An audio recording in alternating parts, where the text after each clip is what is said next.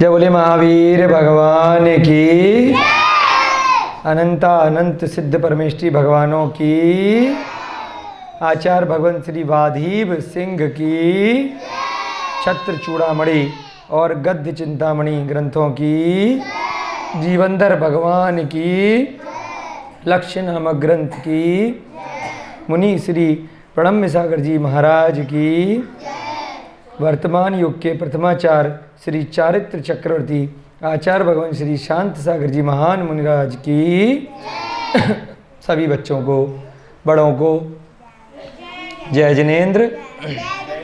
एक बार पुनः आप सभी का हार्दिक अभिनंदन है, स्वागत है। जीवंधर भगवान का चरित्र हम लोग पढ़ रहे हैं।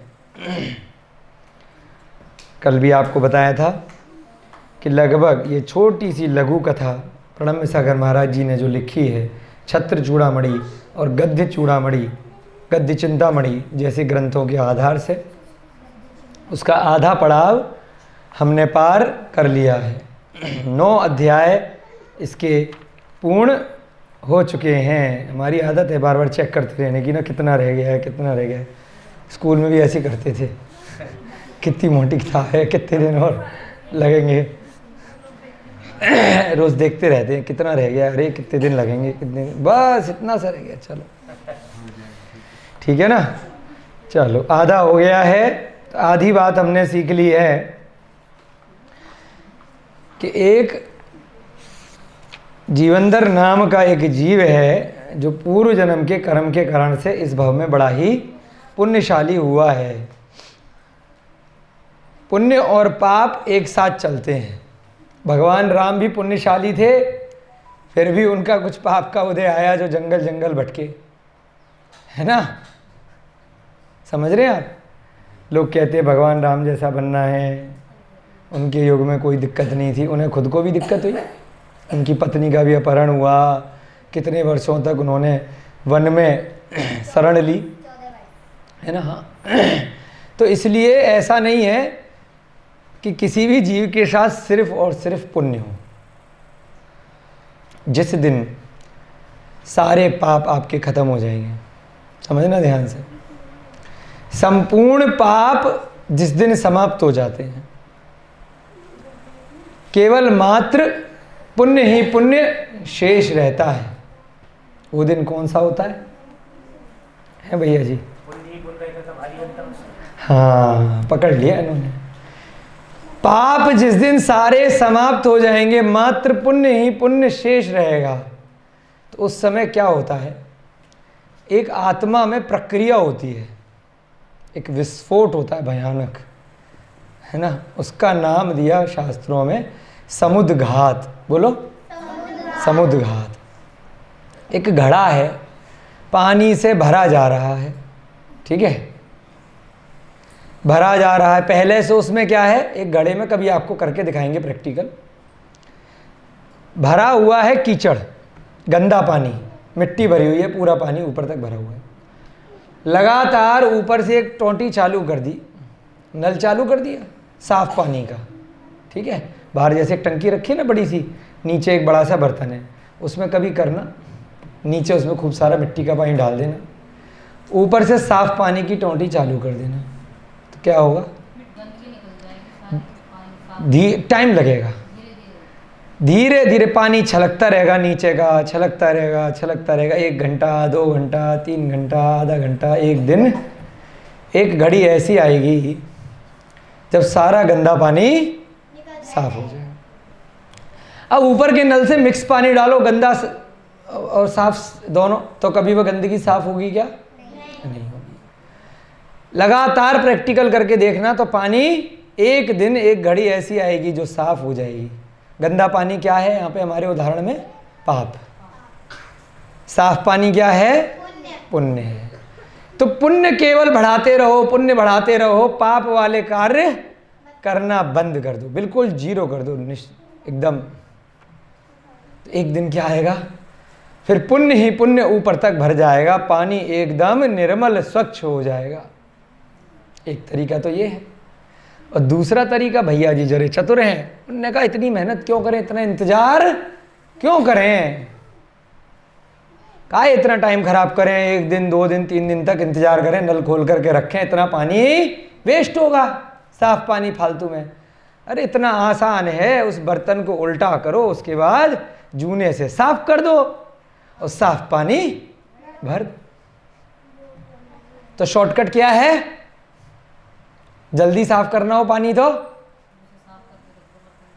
उसे साफ करके रख दो, लेकिन कष्ट करना पड़ेगा ना, उसको उठाना पड़ेगा, उलटना पड़ेगा, साफ करना पड़ेगा, समझ रहे हो?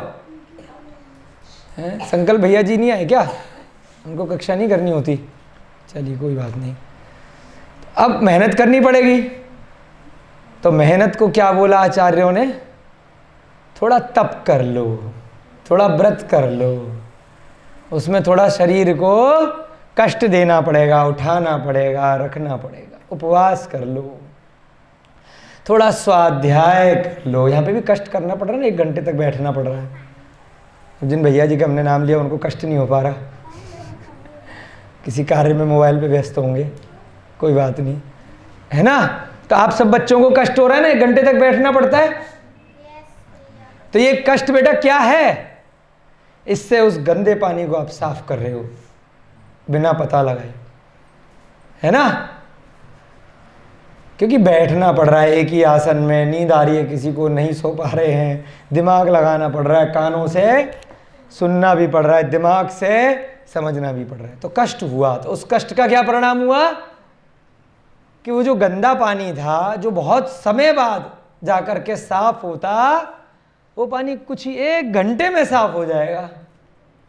होगा नहीं होगा? तो पाप रूपी जो मल है इस 1 घंटे के स्वाध्याय में आपका साफ हो जाएगा। उसके बाद आपने नल चालू किया।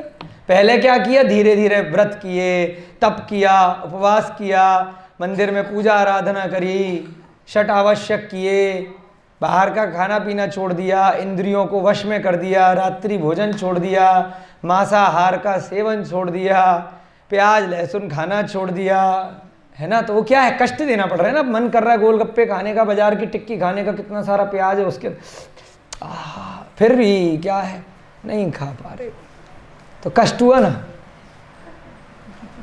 इससे तुरंत क्या हुआ, उस कष्ट होते ही आपने कहा नहीं, मैं अपने मन से नहीं खा रहा, मुझे ये अभक्ष्य वस्तु नहीं खानी है। कितने दिन की बनी हुई है?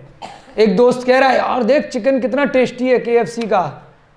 आपने कहा मुझे अभक्ष्य नहीं खाना, उसमें किसी जीव का लाल है, छोटा सा बालक है, आपके जीव, आपके बच्चे को कोई खाएगा तो कैसा लगेगा? आपने नहीं खाया, क्या हुआ? व्रत हो गया ये भी एक अपने आप में, मांसाहार का त्याग।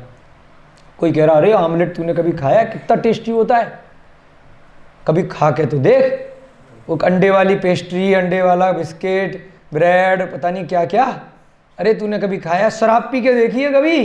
अरे तू क्या बंदर क्या जाने अदरक का स्वाद, तूने कभी पीनी, तुझे क्या पता भैया, तुम्हारी शराब तुम्हें मुबारक। तो उससे क्या हुआ, आपने मदिरा न पीने का व्रत लिया, शराब नहीं पीने का, मांसाहार नहीं करने का। क्या हो गया, थोड़ा थोड़ा करके आप वो बर्तन साफ करते चल रहे हो। अपनी गंदगी जो शरीर में आती, उस गंदगी को अपनी आत्मा तक टच नहीं करने दे रहे हो, तो कर्मों का, पाप का बंध नहीं हो रहा है। जल्दी कर्मों की निर्जरा होगी। इसको क्या बोला, निर्जरा। जो आत्मा के अंदर जो कर्म है, पाप रूपी कर्म है, वो धीरे धीरे करके झड़ जाएंगे, मोहरीय कर्म। एक दिन ऐसा आएगा जब वो मटका आपका पूरी तरह साफ हो जाएगा। अब मात्र साफ पानी गिरेगा। अब क्या हो रहा है बताइए, कोई समस्या का समाधान हो रहा है? ऊपर से भी साफ पानी आ रहा है, इधर भी साफ पानी बह रहा है। कोई विद्वान आएगा, भाई पानी क्यों वेस्ट कर रहे हो, पहले पुण्य ले रहे हो, फिर पुण्य में खर्च कर रहे हो, क्या प्रयोजन है? समझिए, बड़ा गंभीर विषय है, बहुत आसान चुटकुले में समझा रहे हैं, बड़े बड़े आचार्यों से सीखा है, आप बच्चों की भाषा में समझा रहे हैं, है ना अभिषेक जी? आ रहा बात समझ में? एक तरफ से 100 रुपया आपके पास आया, आपने बड़ी मेहनत करके वो 100 रुपया कमाया, आपको जरूरत नहीं थी, आपने 100 रुपया किसी और को दे दिया, समझ रहे? पूरा की पूरा, क्योंकि आपको जरूरत ही नहीं है। जब उस घड़े में पानी साफ हो चुका है, बिल्कुल निर्मल हो चुका है, तो नल खोल करके पहले आया, उसके बाद वो पानी फैल गया। क्या फायदा उसका? कोई फायदा होगा? आप इतनी मेहनत करोगे, पैसा कमाओगे, वो पूरा पैसा दान कर दोगे, अपने लिए कुछ किया ही नहीं। तो उस समय क्या होगा? उस प्रक्रिया को बोला अरिहंत अवस्था, वो नल हो जाएगा बंद अपने आप और मटका आ जाएगा फूट। उसे बोलते हैं समुद्घात। क्या बोला? अब पुण्य इतना बढ़ गया, इतना बढ़ गया कि आत्मा में आपको केवल ज्ञान प्राप्त हो जाएगा। तो समुद्घात में क्या होता है? उस अवस्था में इतना पुण्य बढ़ा लिया कि अब और पुण्य की भी जरूरत नहीं है, पाप कुछ कर ही नहीं रहे।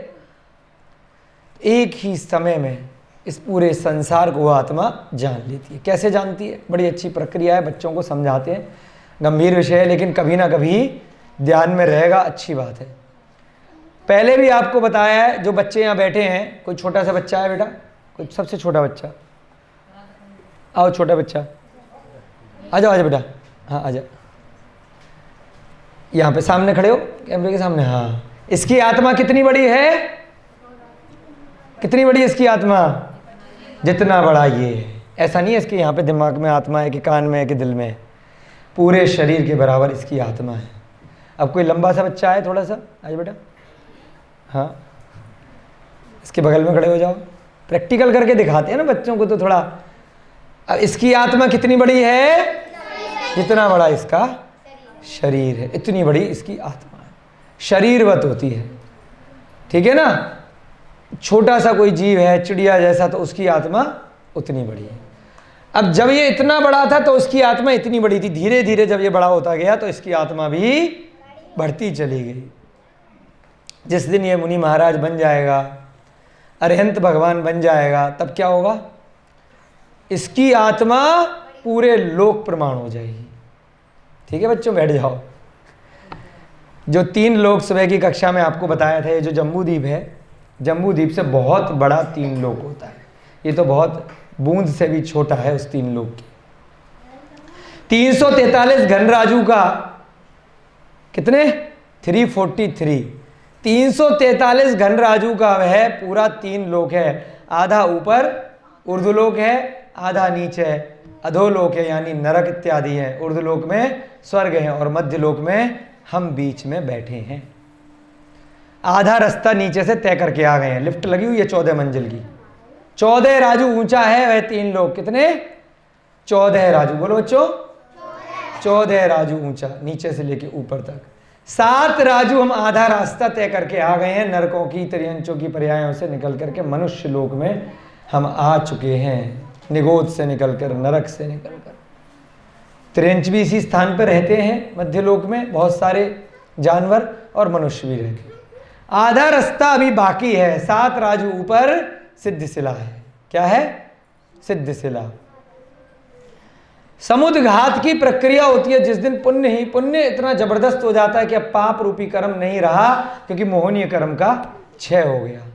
तो उस अवस्था में जो शरीर के अंदर जो आत्मा है वह क्या करेगी?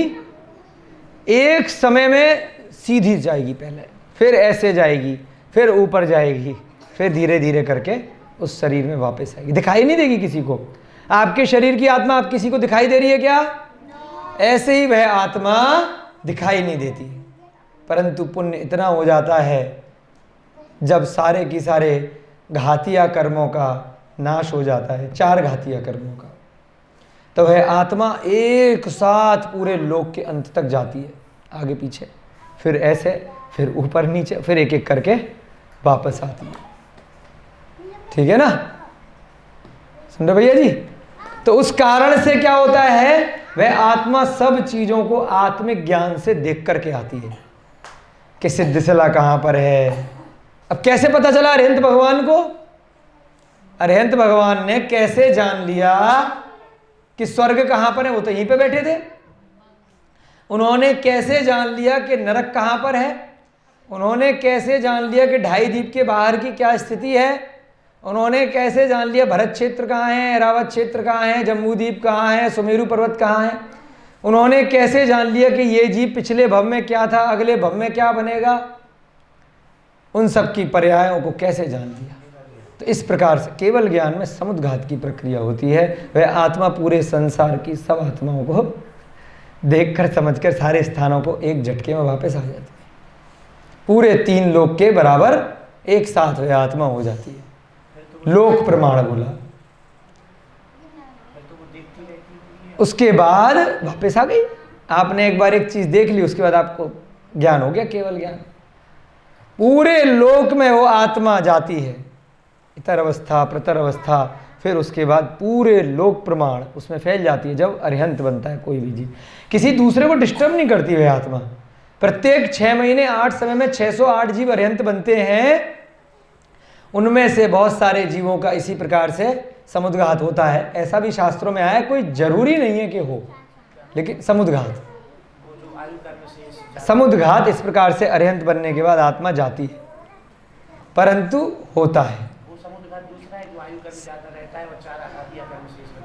समुद्घात तो ऐसे ही बोलते हैं। समुद्घात की प्रक्रिया यही होती है। अरिहंत अवस्था में आत्मा पूरे लोक प्रमाण हो जाती है।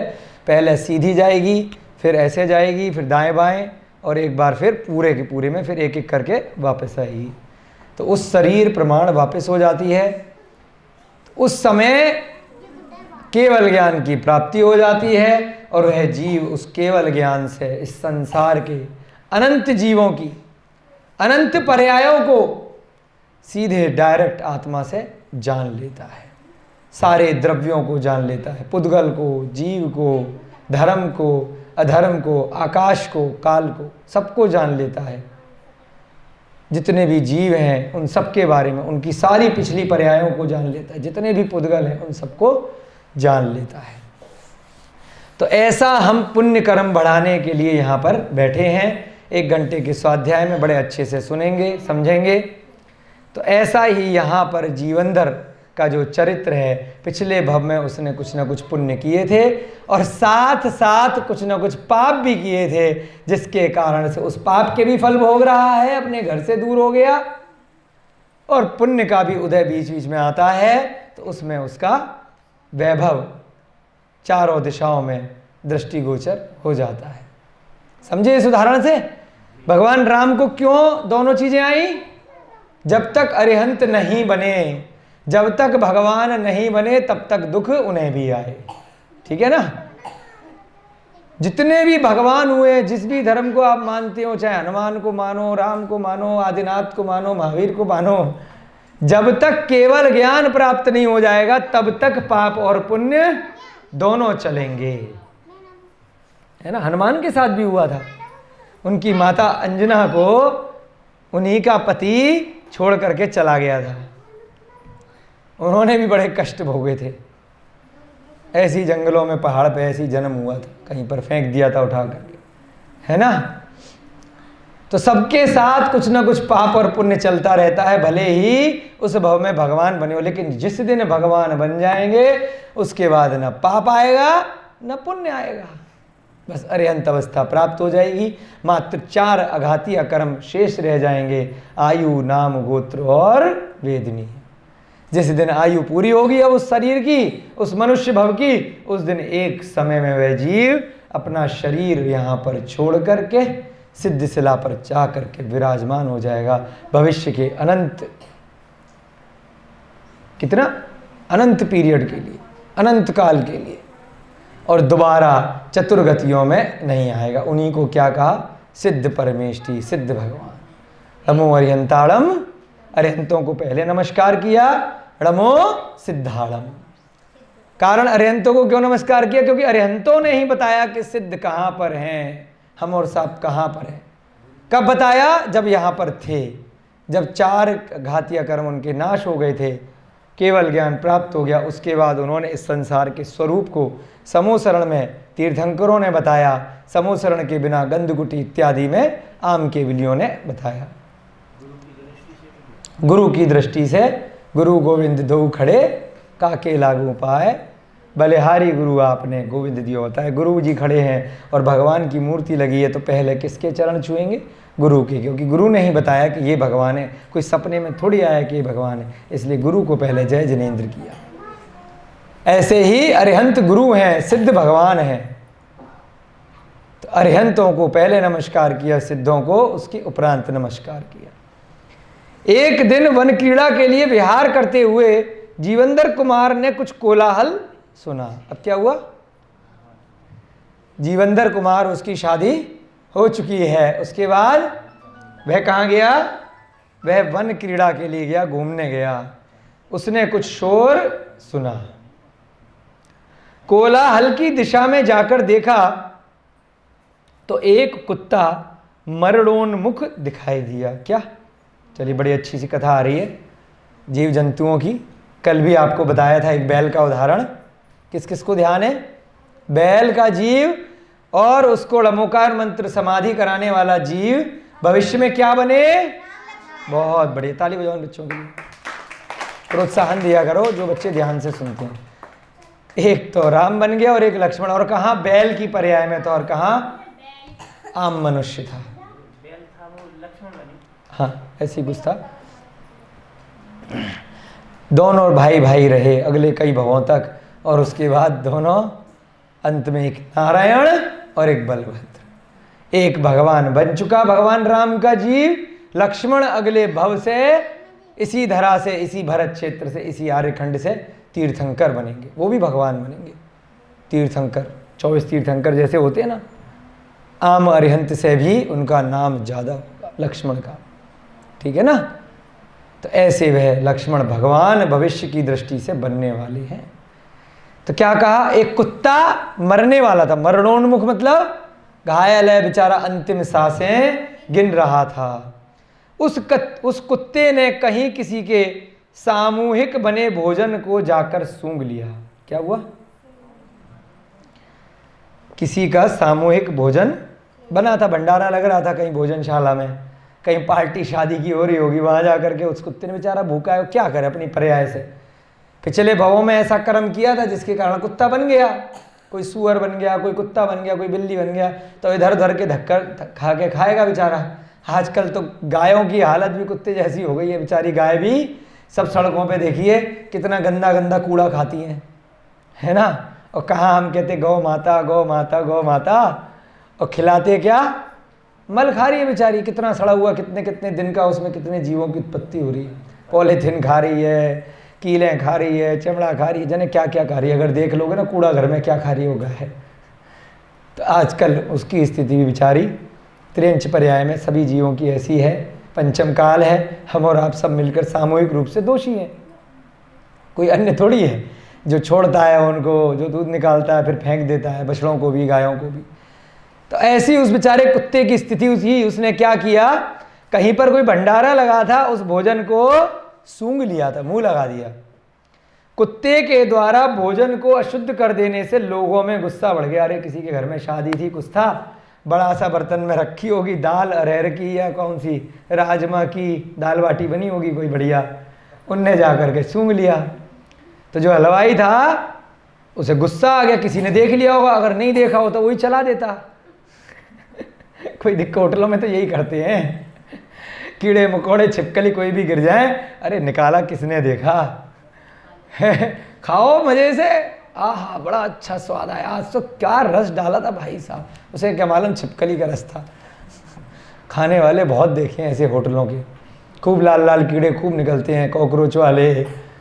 बस सामने दिख गया तो हाहाकार मचा डालेंगे, केस कर दूंगा रेस्टोरेंट में। अबे अंदर देखो ना बना क्या रहा है, मुर्गा बना रहा है, घड़ा बना रहा है, घोड़ा बना रहा है, क्या क्या डाल रहा है। जानवर को तो तुम वैसे भी खा रहे हो बैठ के उस रेस्टोरेंट में, और थोड़ा सा कीड़ा कॉकरोच आ गया तो क्या दिक्कत है, इतना बड़ा जानवर खा रहे। बहुत लोग हमने देखे हैं चिकन मटन खाएंगे और उसमें अगर कीड़ा आ जाए तो तमाशा मचा देंगे उस रेस्टोरेंट में, है ना।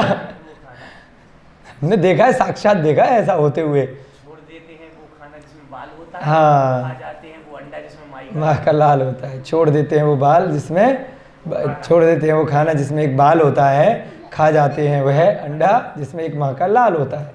बड़ा अच्छी भैया जी ने युक्ति सुनाई है ना, इनके लिए भी ताली बजा दिया करो, अच्छी बात। तो ऐसे ही उस बेचारे कुत्ते ने सूंघ लिया, तो हलवाई और पब्लिक ने देख लिया, उसको छोड़ा नहीं। उन्होंने डंडों से उस कुत्ते को पीट डाला। आ बेटा, धे धकाधक, धे धकाधक। देखो अपन नहीं पीटेंगे, अपन क्या है, अच्छे बच्चे हैं ना ज्ञानदानम गुरुकुल के। कभी भी कोई जानवर अगर कुछ गलत भी कर दे तो मारना नहीं है, क्योंकि अगले भव में अपन भी वैसे ही जानवर बन जाएंगे। हम तो अच्छे बच्चे हैं ना, कर्मों को सीख रहे हैं, बुरा का फल बुरा मिलेगा। उन्होंने पीटा था, जिन्होंने ऐसा किया होगा हम उनकी गलत काम को कॉपी नहीं करेंगे, ठीक है ना। कोई जानवर घर में आ गया, कोई बंदर आपका केला ले गया तो मारेंगे नहीं, ठीक है। ले गया बेचारा अपने हक का, कोई बात नहीं, उसको और खाना खिला दो, आप तो समर्थ हो ना, है ना। मारना नहीं है कभी भी किसी कुत्ते को, किसी गाय को, किसी भी जानवर को, है। बहुत ध्यान रखना छोटे बच्चों को। बड़ी अच्छी सी कथा है, इसीलिए आप बच्चों को शिक्षा दे रही है। उन लोगों ने क्या किया, डंडों से उस कुत्ते को पीट डाला। वह मरने ही वाला था कि जीवंदर वहां पहुंच गए, बस इतना घायल कर दिया था। अब जरा सा कुत्ता है, 4-5 डंडे मार दिए तो सब रीढ़ रीढ़ की हड्डी टूट गई होगी बेचारा। अब खा पाएगा नहीं, पी पाएगा नहीं, तो चिल्ला रहा है, करहा रहा है। दया से आर्द्र हृदय होकर उसके कान में क्या किया, अंडरलाइन कर लेते हैं, तुम अंतर्यामी हो। अरे बच्चे अंतर्यामी हो गए भैया ज्ञानदानम गुरुकुल के हैं। उसके कान में रमोकार मंत्र का उपदेश दिया। ताली बजाओ भाई, कौन कौन बच्चा बोला था बताओ। सब बच्चे हाथ उठाओ जिन्होंने पहले से बोला था। बाकी बच्चे इनके लिए ताली बजाओ। हाँ, बाकी बच्चे उनके लिए तालियां बजाओ, इन तीनों के लिए। तुम्हारा तो हाथ खड़ा रहेगा बाकी बच्चे बजाओ तालियां, तुम्हारा भी हाथ खड़ा रहेगा। हाँ, 3 बच्चों ने बोला था, इन 3 के लिए हम भी तालियां बजाएंगे। देखो कितनी अच्छी सीख मिल रही है। कुछ कर नहीं सकते तो कम से कम उसकी अच्छे से समाधि करा दो। लाइन कर लेते हैं हम इसको, इंपॉर्टेंट है। उसके कान में नमो, देखिए कुत्ता कहाँ जाएगा, देखते हैं अभी। अति पीड़ा में भी उसके कान खड़े कर कर, इतना दर्द हो रहा था, कुत्ते ने क्या किया, अपने कान खड़े कर दिए और पूंछ हिलाकर, अब बोली तो है नहीं, बोल तो सकता नहीं बेचारा, भौं भौं करेगा, आवाज क्या है, पे पे कर रहा होगा, उस टाइम करा रहा होगा। उसने क्या किया, पूंछ हिलाई और यह दर्शाया कि हाँ मैंने मंत्र को सुन लिया। आप कुछ अच्छी बात बता रहे हैं, मैंने उसे सुन लिया। हल्के से पूंछ हिलाई पीछे से और कान को, हम तो खड़े नहीं कर पाते, कुत्ते क्या करते हैं, हिला लेते हैं ऐसे से करके थोड़ा सा। कई लोगों के कान बड़े बड़े होते हैं, वो भी कर लेते हैं। हाँ, ये मिथिलेश कर लेती है अपने कान, देखो। मंत्र पाठ से कुत्ते का भाग्य और बढ़ गया। क्या हुआ, भाग्य बढ़ गया, तुरंत पुण्य, जिससे वह मरकर, अब बताओ कौन बोलेगा, बोलो बोलो, मरकर, तो जोर से बोलो ना, जिसको भी ये डर क्यों रे, मरकर स्वर्ग में गया। सब अंतर्यामी हो गए। अब सब बच्चे अपने लिए ताली बजाएंगे। इसलिए जो सम्यक दर्शन के साथ में भगवान की आराधना करते हुए जाएगा, वह निश्चित रूप से अगली योनि में इन कष्टों से दूर हो जाएगा। चाहे मनुष्य के कष्ट हों, चाहे त्रियंच गति के जानवरों के कष्ट हों। पहले भव में उसने बुरा किया होगा, किसी के साथ छल कपट मायाचारी, कम तोल करके सामान दिया होगा, चोरी करी होगी, पर स्त्री गमन किया होगा, अति परिग्रह किया गया होगा। इन सब के परिणाम से क्या हुआ, कुत्ता बन गया बेचारा, दर दर की ठोकरें खाई, जिसकी मर्जी उठा करके पत्थर मार देता था, डंडा मार देता था। अंत समय में जीवन धर के कारण क्या बन गया, देव बन गया, देव। फोटो देखो, महाराज जी ने फोटो बनाई है। एक जीवंदर कुमार बैठा है, वो सुना रहा है, और एक नीचे कुत्ता मर रहा है, दिख रहा है बच्चों। हाँ, तो इस प्रकार से अब ये जो सर्कल में है वो क्या है, वो मरने के बाद मुकुट गुट लगा करके देव बन गया, तुरंत मरते।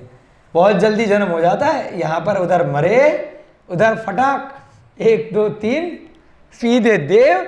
और 48 मिनट के अंदर, जब तक तो आप रोओगे पीटोगे, है ना, जब तक तो वो युवा हो जाता है देव। यहाँ पर तो आपको कितने 15-16 साल लग गए, 20 साल लग गए।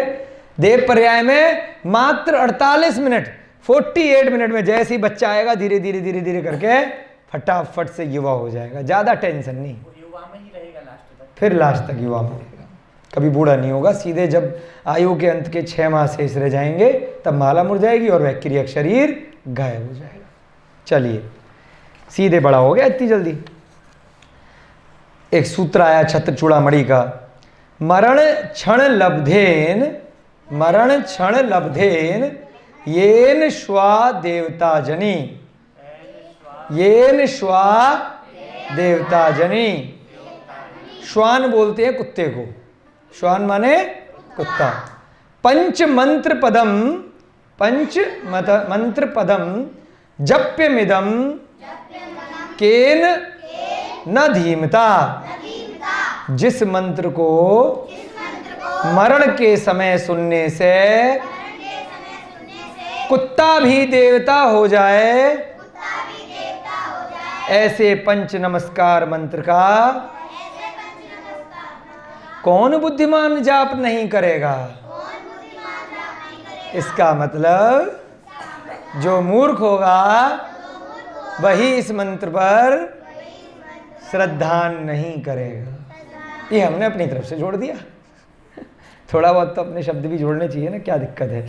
यानी कि आपको इतना पता चल गया इस ग्रंथ को पढ़ने के बाद कि मरते हुए कुत्ते को भी देव बना दिया उस मंत्र से, मात्र 5 लाइन से। और उसके साथ में जितना समय होगा, जैसा मिथिलेश बेटी ने बताया कि अच्छी अच्छी बातें भी उसके कान में बोली होंगी, है ना। भले ही समझ में आए नहीं आए, जैसे भी है, तो वह कोई भी जीव हो, किसी भी पर्याय का हो, उसे कुछ न कुछ भावों से आप क्या बोल रहे हैं, क्या कर रहे हैं, वह सुनने का प्रयास करता है। और उसके अगर परिणाम निर्मल हो जाते हैं, शांत परिणाम हो जाते हैं, तो वह जीव अवश्य ही देवायु में जाता है। एक मुहूर्त मात्र में वह दिव्य शरीर का धारक हो गया। क्या हो गया? एक मुहूर्त, मुहूर्त माने 48 मिनट। बोलो, एक मुहूर्त कितने मिनट का होता है? हाँ। एक अंतर मुहूर्त कितने मिनट का होता है?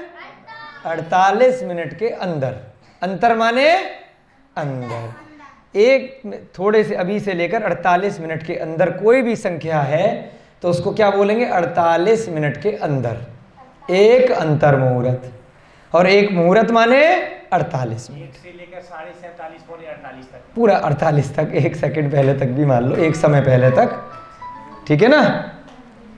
उसे क्या बोला? अंतर मुहूर्त। जैसे 1 घंटे के अंदर अंदर ये काम करके आ जाना, तो अगर 10 मिनट में करके आ गया तो कोई दिक्कत थोड़ी है। अंतर मुहूर्त कहलाएगा। अंतर मुहूर्त, ठीक है ना। एक घंटे के अंदर कर लिया।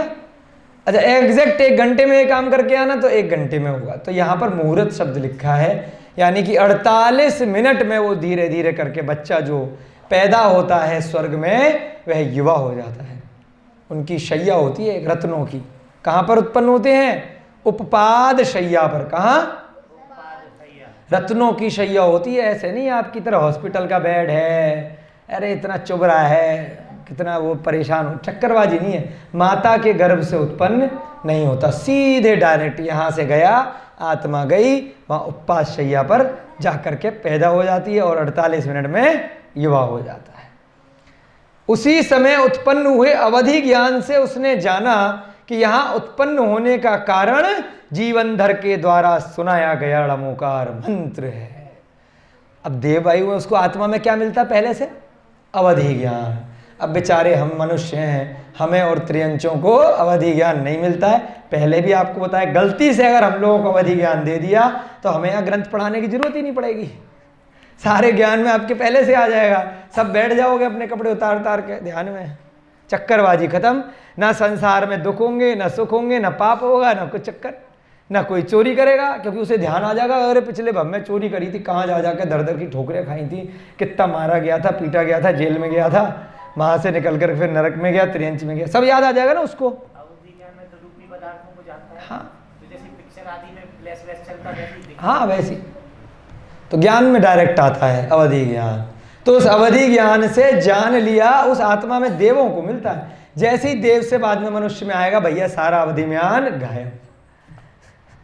तो इस कारण से मनुष्यों को अवधि ज्ञान नहीं मिलता। एक मुहूर्त मात्र में वह युवा हो गया। अवधि ज्ञान से उसने जान लिया कि यहां पहुंचा कैसे है।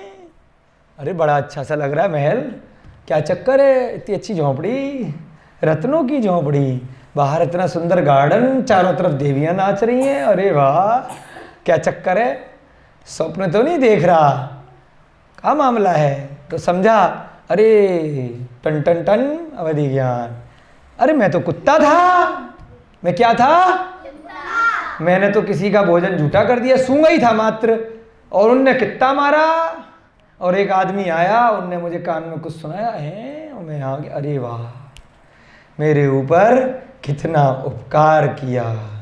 वह देव उसी समय जीवनधर के समीप आया, वहां से भागा पहले, बाद में मिलूंगा देवी वेवियों से, तो आपका ड्रामा बाद में देखूंगा, पहले भैया उसको नमस्ते करके आऊं, जय जिनेंद्र करके आऊं कि तुमने मेरे ऊपर क्या उपकार किया, क्यों किया, मैं तुम्हारा कौन लगता हूं भाई, है ऐसा क्यों किया।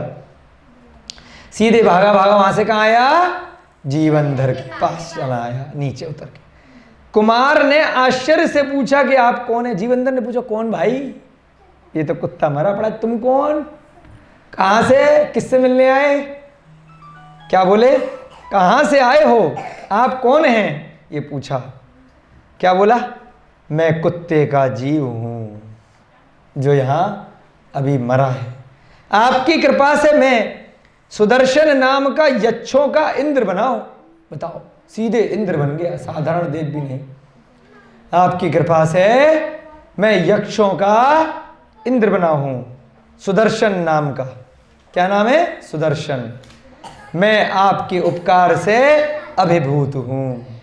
आपको पहले ही बताया था कि कल भैया जी पूछ रहे थे कि जम्मू द्वीप में हम वहाँ कैसे जाएंगे, विद्याधर की नगरी कैसे देख के आएंगे, सुमेरु पर्वत कैसे देख के आएंगे, ऐसे देख करके आओगे।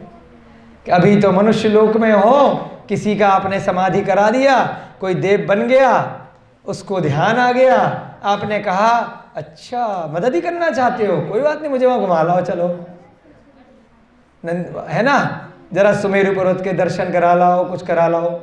तो ऐसे करके वह मनुष्य का जीव देव से बोल सकता है, ठीक है ना। कुत्ते की जीव को जो उपकार किया, इसने भी कभी उपकार किया होगा, इसलिए कुछ ऐसा अभी पता नहीं, वो तो निमित्त बन गया कोई। जन्म जन्म कभी। अब उसने क्या कहा, मैं आपके उपकार से अभिभूत हूं।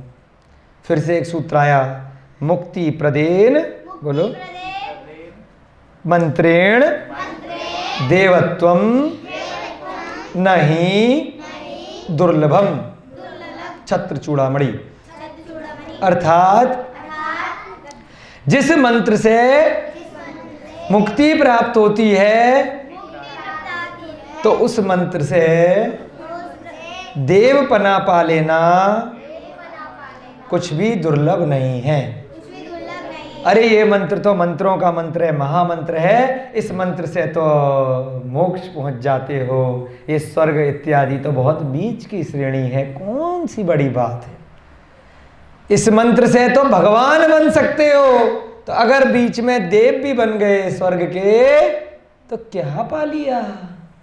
संसार में वर्तमान में बहुत सारे जीव देव देवियों की आराधना करते हैं, तो देव होना, उनकी आराधना करना कोई बुराई नहीं है, परंतु उनकी आयु बहुत है। वर्तमान की दृष्टि से हम कहते हैं अरे देव हैं, हजारों लाखों करोड़ों वर्षों की आयु है, सागरों में आयु है उनकी, है ना।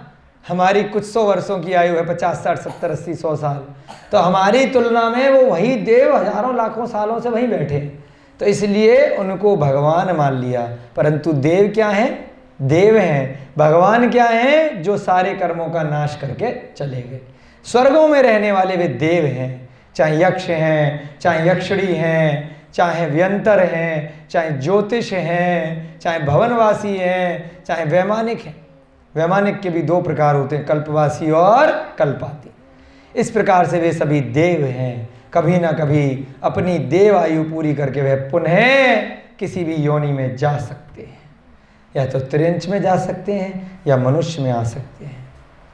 भविष्य में फिर से अगर गलतियां कर दी तो एक बार नरक भी दोबारा जा सकते हैं, कोई मनाही नहीं है कि एक बार जो देव बन गया तो उसका नरक का टिकट कैंसिल हो गया, दोबारा गलत काम करेगा तो फिर से नीचे जा सकता है, ठीक है ना। तो अगर स्वर्ग मिल गया उस रमोकार मन से तो कोई बड़ी बात नहीं है, ठीक है ना। आप लोग इतना अच्छा अच्छा ज्ञान प्राप्त कर रहे हो, इस ज्ञान से तो आप मोक्ष भी जा सकते हो। और अगर आपने थोड़ा सा यहाँ से पढ़ने के बाद अच्छी नौकरी मिल गई, अच्छा व्यापार कर लिया, तो कौन सी बड़ी बात है? कोई बड़ी बात नहीं है। वो तो करोगे ही करोगे गृहस्थ जीवन में, जब अच्छे से रहोगे, किसी के साथ छल कपट मायाचारी नहीं करोगे, दुष्टता नहीं करोगे, चोरी चकारी नहीं करोगे, हिंसा आदि पाप नहीं करोगे, मांस नहीं खाओगे, तो अवश्यम भावी है कि आप सारे बच्चे 5 साल बाद 10 साल बाद बहुत सुखी रहोगे। उत्तम भैया जी की तरह गुटखा नहीं खाओगे तो, ठीक है ना। ये बीच बीच में कभी सुखी रहते हैं, जितनी देर स्वाध्याय करते हैं उसके बाद एक गुटखा खा जाते हैं तो दुखी हो जाते हैं, फिर दर्द में मानते ही नहीं है, है ना। तो गुटखा अगर जीवन भर में नहीं खाओगे, शराब जीवन भर में नहीं पियोगे, कभी पी लेते हैं, कहते हैं नहीं पिए, कोई कहता है पिए है, पता ही नहीं चलता है। ऐसे नहीं चलता है ना। परमानेंट आपको नियम अगर लेकर के चल रहे हो, अगर आपने ये शब्द एक याद कर लिया, ओकेजनल ड्रिंकर हैं, बड़ा चल रहा है आजकल, ओकेजनल ड्रिंकर हैं, कभी कभार पी लेते हैं, दोस्ती यारी में बैठ गए, शादी पार्टी में चले गए, माहौल बन गया तो पी लेते हैं, रोज थोड़ी पी रहे हैं, कभी कभार तो चलता है। कई लोगों की तो पत्नियां भी सपोर्ट कर देती हैं। अरे आजकल क्या दिक्कत है, यारी दोस्ती में, अपने ऑफिस की मीटिंग वगैरह में, किसी पार्टी वार्टी में, क्लब विलब में अगर पी लेते तो क्या, हमें कोई टेंशन नहीं। पत्नियां भी ऐसा बोल देती हैं, घनघोर पंचम काल, है ना। तुम अनुमोदना कर रहे हो अपने पति की शराब पीने की। अरे छोड़िए, कुछ लोग तो कहते हैं पत्नियां भी साथ में पीती हैं, दोनों पी रहे हैं तो ठीक है, कोई दिक्कत नहीं है। बड़ी मुश्किल से मनुष्य भव मिला है, मिल गया, अपना टाइम पूरा करेंगे और फिर हजारों लाखों करोड़ों सालों तक कीड़े मकोड़े, नरक, कुत्ता बिल्ली, जने क्या क्या, सुअर क्या क्या, कोई दिक्कत थोड़ी। फिर वहाँ याद करते रहना कितनी पीते थे, कोई मनाही नहीं है, खूब पियो, जिसको पीनी है दबा के पियो, सबको पिलाओ, बहुत बहुत मंगल आशीर्वाद है उनके लिए। लेकिन एक बार जान लो कि उसका परिणाम क्या होता है, उसको जानने के बाद फिर पियो, कोई आपत्ति नहीं है, ठीक है। हमारे को क्या जा रहा यदि आपको कभी कोई कष्ट आए तो मेरा स्मरण अवश्य करके मुझे सेवा का अवसर देना। उस देव ने क्या कहा कि देखो भैया जी, अभी आप मनुष्य में हो, हम आपकी कृपा से हम देव बन गए हैं, आपकी वजह से आज हम वहाँ पर हैं। जैसे उस राजा के पुत्र ने उस जीव को बोला कि बैल की पर्याय से हम निकले आपकी वजह से, तो आज ही आप हमारा राज्य ले लो, हम आपके सेवक बन के काम करेंगे, हम नीचे बैठेंगे, आप ऊपर बैठोगे, आपकी वजह से। अब यहाँ पर वो देव इसलिए नहीं कह पाएगा क्योंकि मनुष्य का जीव देव पर्याय में नहीं, चेंज नहीं कर सकता वो, ठीक है ना। वहाँ क्या था, बैल का जीव भी मनुष्य बन गया उसी नगर में, और वो मनुष्य था तो वहाँ पर बिठा सकता था। मन तो उसका भी कर रहा होगा कि भैया आपकी वजह से हम देव हैं, ये सारी देवियाँ आपकी, ये स्वर्ग आपका, चलो हमारे साथ। लेकिन बड़ी दिक्कत है कि सुमेरु पर्वत के ऊपर मनुष्य पर्याय का जीव नहीं जा सकता, ये चीज़ वो जान रहा है। इसलिए उसने क्या ऑफर किया, कभी भी कोई ज़रूरत पड़े तो बस स्मरण कर लेना कि आपका एक भाई बैठा है। आवाज मुंह से निकालने से पहले आपकी सेवा में जिन्न की तरह से हाजिर हो जाऊंगा। जो बोलो हुजूर, आपका सेवक सेवा में हाजिर है, जो हुक्म मेरे आका है। इतना कहकर वह देव प्रणाम पूर्वक गले लगाकर अदृश्य हो गया। उसने प्रणाम किया, फिर गले भी लगाया, अरे वाह, और उसके बाद गायब हो गया।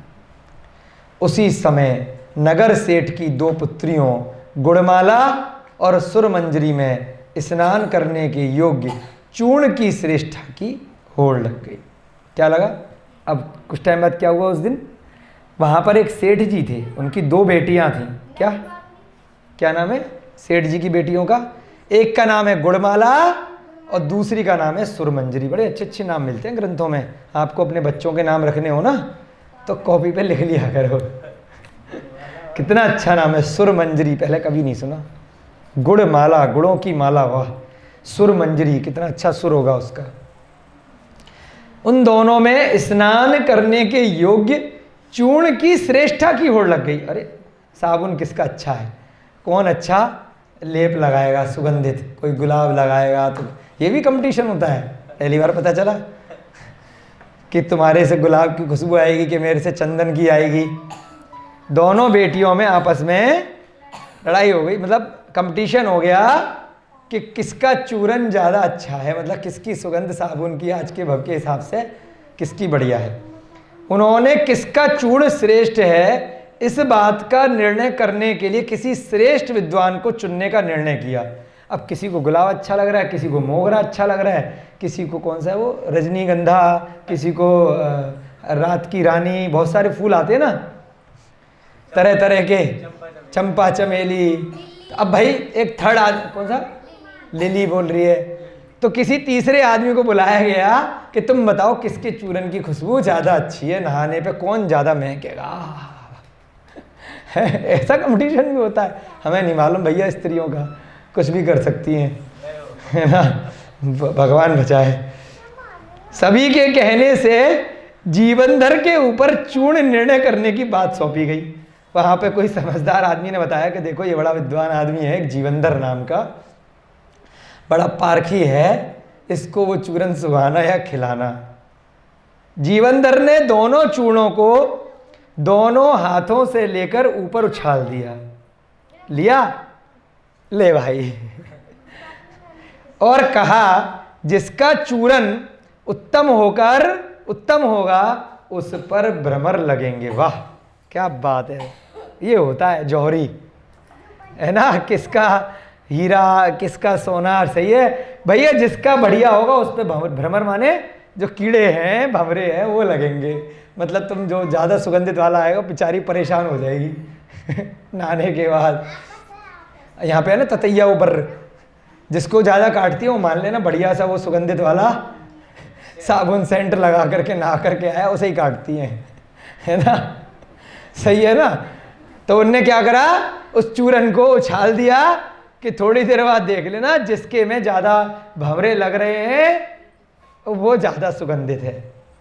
गुड़माला के अधिक गुणवान चूर्ण को भ्रमरों से अलंकृत देख गुड़माला का चूर्ण श्रेष्ठ सिद्ध हुआ। अब कंपटीशन में बढ़िया उसने पारखी करी। पहली बहन कौन थी, गुड़माला, उस पर ज़्यादा भंवरे लग गए, तो फैसला हुआ कि भाई इसका चूरन ज़्यादा खुशबूदार है।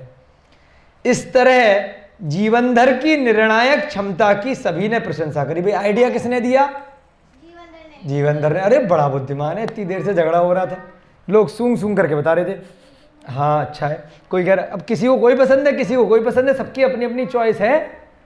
भंवरे की चॉइस अलग है मच्छर की चॉइस बताओ है, जिसको ज़्यादा कीड़े काट रहे हैं ना रात में, मान लेना उसका खून मीठा है, ज़्यादा मीठा खून है, ज़्यादा काट रहे तो कोई दिक्कत नहीं है। यहीं से कहीं से आवाज़ आई थी। सुरमंजरी को इस उपेक्षा से बड़ा बुरा लगा। अब आपस में दूसरी जो बहन है, अरे गुड़माला का खुशबूदार ज़्यादा है, उसको वो हो गई, आपस में एक ईर्ष्या हो गई, हाँ जेलसी हो गई।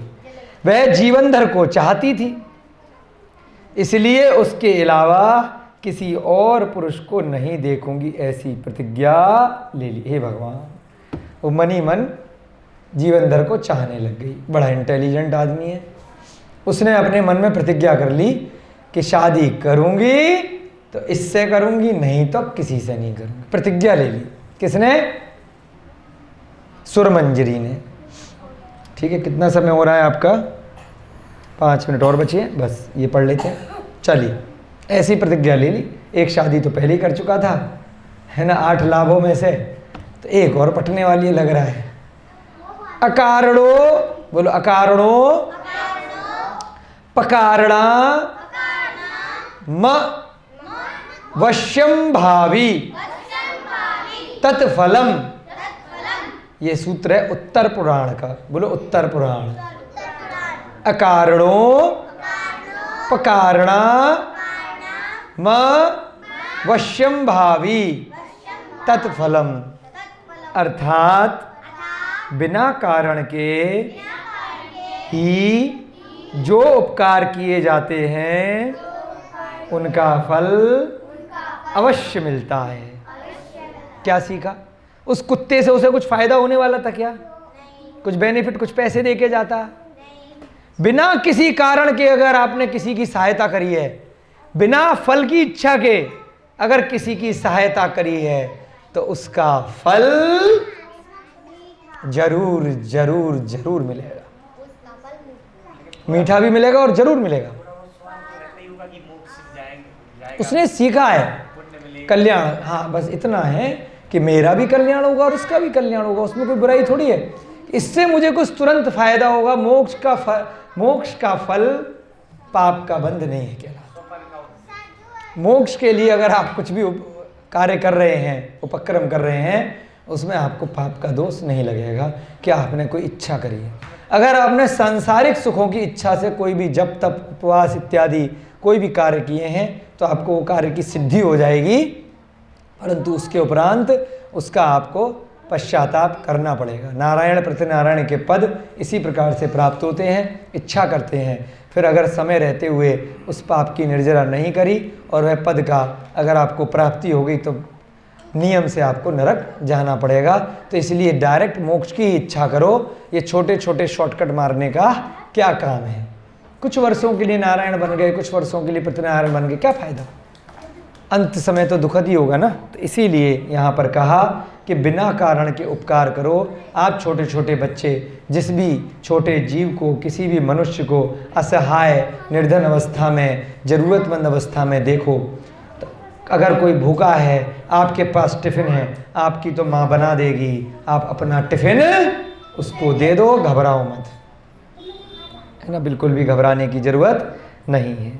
चलिए, आपकी कक्षा का समय हो रहा है, तो आप हमेशा यहाँ पर आज के इस प्रसंग से प्रेरणा लेंगे कि कभी भी किसी पर उपकार कर रहे हैं तो उससे फ़ायदा मत मांगना कि इसके बदले मुझे पैसे दो। वर्तमान के डॉक्टरों का उदाहरण हमें याद आता है। उनको कहने के लिए आप भगवान भले ही मान लीजिए, यदि वह डॉक्टर बिना किसी धन की लालसा से या थोड़ा बहुत मात्र इतना जितना उसको जीविका साधन के लिए ज़रूरी है, यदि उपचार करता है तो पुण्य कहलाता है। अगर वह केवल उन्हीं का इलाज करता है जो उसे मोटे मोटे नोट ला करके देते हैं, बहुत गड्डियाँ ला करके देते हैं, तो उसका उपकार भी उपकार नहीं कहलाता, क्योंकि उसने किसी इच्छा से उसका इलाज किया है। दूसरा गरीब आदमी आ गया, सेम बीमारी वाला, जो पैसे नहीं दे पाया, उसका इलाज नहीं किया, उसको एडमिशन ही नहीं दिया, उसको भगा दिया, तो वह उपकारी नहीं है, वो केवल एक व्यापारी है ना। जो पैसा दे रहा है उसका इलाज कर रहा है। ऐसे ही किसी स्कूल में अगर केवल जो फीस देता है उसी को कोई टीचर पढ़ाता है, वह विद्यालय चलता है, तो वह ज्ञान का दान नहीं कहलाता, वह ज्ञान का व्यापार कहलाता है, बिजनेस कहलाता है। चाहे कितने भी बड़े बड़े स्कूल हों, महाविद्यालय हों, यूनिवर्सिटी हों, विश्वविद्यालय हों, अपना ज्ञान दानम गुरुकुल, जो ज़रूरतमंद हैं उनकी सहायता करता है। इसीलिए इसको क्या कहा? ज्ञान दान। यहाँ पर आप सबको भी इस उपकार का कुछ ना कुछ अवश्य फल मिलेगा, और जो भी लोग संस्था में कार्यरत शिक्षक हैं उनको भी मिलेगा, ठीक है ना। तो इसलिए दान में और खरीदने में, बेचने में बहुत फ़र्क होता है। कोई चीज़ आपने दान करी, किसी चीज़ का विक्रय किया, तो दोनों में भाव के अनुसार बहुत फ़र्क है। पढ़ा वे भी रहे हैं, पढ़ाया यहाँ पर भी जा रहा है, इलाज वे हॉस्पिटल वाले भी करते हैं, इलाज यहाँ पर भी हो रहा है। इसी प्रकार से हमें भावों का फ़र्क समझना है। जय बोली महावीर भगवान की, अनंतानंत सिद्ध परमेष्ठी भगवानों की, आचार्य भगवान श्री वाधीव सिंह की, छत्र चूड़ामणि गद्य चिंतामणि ग्रंथों की, मुनि श्री प्रणम्य सागर जी महाराज की, जीवनधर भगवान की, लक्ष्य नामक ग्रंथ की, इस युग के प्रथमाचार्य श्री चारित्र चक्रवर्ती आचार्य भगवान श्री शांत सागर जी महान मुनिराज की, सभी को सादर जय जिनेन्द्र, जय दुजड़ंदो।